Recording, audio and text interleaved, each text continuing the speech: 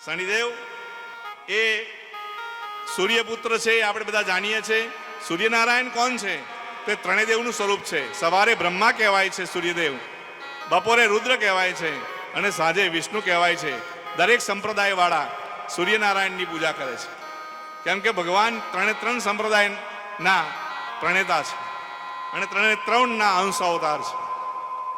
એવી જ રીતે આ ચંદ્રદેવ પણ પ્રત્યક્ષ છે અને આપણને ગ્રહોનું પ્રભુત્વ આપણી જોડે છે એનો ખ્યાલ આપે છે.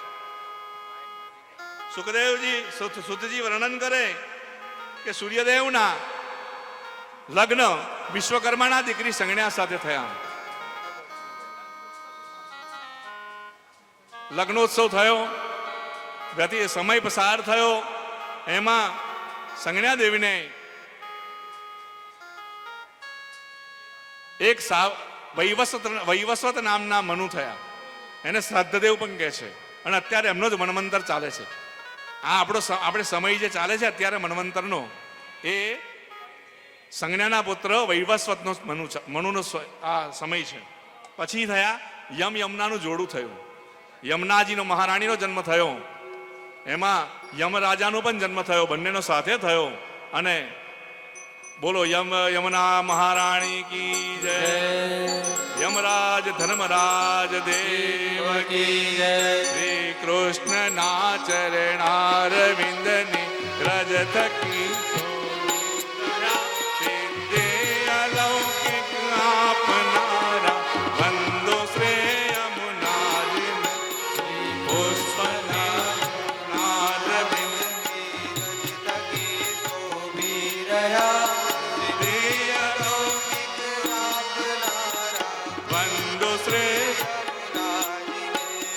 પુષ્પની સુવાસથી જંગલ બધું મેં કી રહ્યું ને મંદ શીતલ પવનથી જલ પણ સુગંધિત થઈ રહ્યું.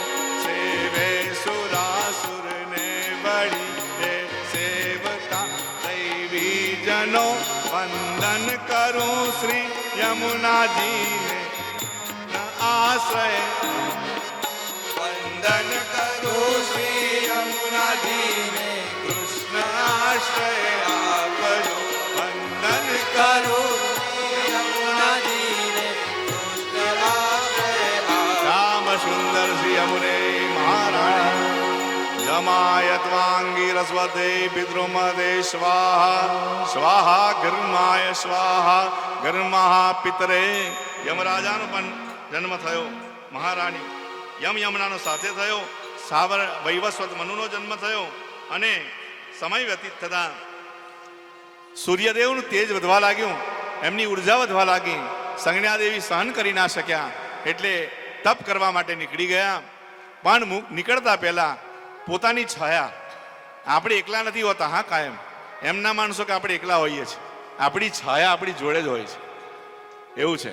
એટલે એ દેવી હતા, શક્તિ ધરાવતા હતા, એટલે પોતાની છાયાને જીવિત કરી. છાયા પણ આપણી સાથે જ હોય છે, આપણે ક્યારેય પણ એકલા નથી હોતા. આપણી છાયા આપણી જોડે ને જોડે જ હોય છે. અને જ્યાં છાયા છે ને ત્યાં શનિદેવનો પ્રભાવ છે, કેમ કે એમની માતા છે અને માતા છે એટલે એમને બહુ ગમે છે. એટલે જ્યાં છાયા હોય ત્યાં એનો પ્રભાવ હોય છે શનિદેવનો. સારો પ્રભાવ દુષ્પ્રભાવ એ કર્મો પર જાય છે, પણ પ્રભાવ હોય છે ખરો. એટલે છાયા એમની માતા છે, જીવંત કર્યા. અને છાયા માતાને પોતાની જ પ્રતિકૃતિ, પોતાના જેવા જ દેખાય, એ આપણે સિરિયલોમાં પણ જોયું, એ પોતાની જ પ્રતિકૃતિ આ મૂકી અને પોતે તપ કરવા જતા રહ્યા. સમય વ્યતીત થયો. એમાં એમણે ધીરે ધીરે દિવસો રહેવા લાગ્યા અને છાયા માતાને 1 મહિનો, 2 મહિના, 3 મહિના, 5 મહિના, 7 મહિના, 8 મહિના, 9 મહિના, 10 મહિના, 10 દિન થયા. અને વૈશાખ માસ આવ્યો, અમાસનો દિવસ આવ્યો. સવારથી જ પ્રકૃતિ આનંદને હિલોળા મારતી હતી. જે દિવસે આજે પણ એવું આપણે અનુભવ કરીએ છીએ એમ એ દિવસે સવારથી જ પ્રકૃતિઓ હિલોળા લે, આનંદિત થઈ જાય અને ઋષિમુનિઓને આપોઆપ ધ્યાન લાગી જાય. અગ્નિ એની મેળે પ્રગટી ઉઠે અને નદીઓના જળ સ્વચ્છ થઈ ગયા, આકાશ સ્વચ્છ થઈ ગયું અને શનિદેવનો જન્મ થવાનો બધાને અંદરથી અલૌકિક આનંદ થાય છે અને એ આનંદ આજે પણ થાય છે. આજે પણ એના દિવસો આપણા છે ને, એમના ઈષ્ટદેવનું જ એમને તિથિ તો નહીં પણ નક્ષત્રો, જે મુખ્ય વસ્તુ છે નક્ષત્રો અને એમનો જે રાશિ અને ગ્રહો એ મોટા ભાગના મળતા શ્રી કૃષ્ણ ભગવાનના સમયના આવે છે. આજે વૃષભ રાશિ છે અને રોહિણી નક્ષત્ર પણ આજે બેસે છે મોડા.